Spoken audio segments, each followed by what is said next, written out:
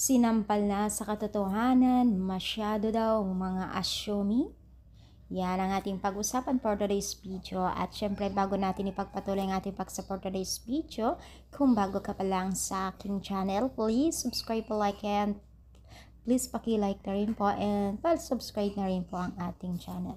So, alam niyo ba guys na itong si Joy at Jomar ay talagang nagtre-trending ngayon at kawawa daw di umano itong si Carla.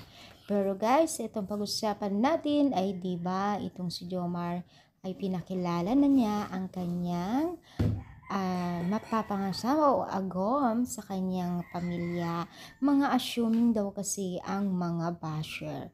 So yung mga ayaw sa kanila kay Joy ay gumagawa na lang daw ng kwento di umano at nag-a-assume na meron silang relasyon ni Jomar at Joy.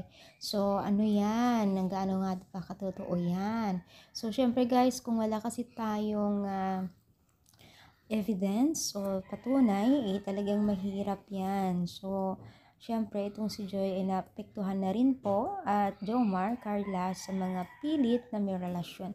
Bakit nga ba? Saan nga ba nagmula yung mga ganun klaseng comment at pambabas sa kanila na meron talagang relasyon at pinipilit talaga nila? So, sino nga ba talaga ang nagsasabi ng totoo?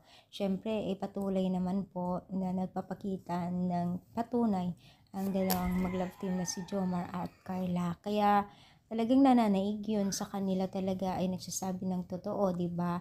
Syempre yung mga iba ay sabi-sabi lang, wala naman pong maipakita na patunay na meron relasyon. Yun lang kung kasama sila sa pagbablog tong group na to, no? So ano masasabi ninyo? Totoo ba? Ay comment down, palike po ang ating video. Thank you, more power, and syempre God bless all guys.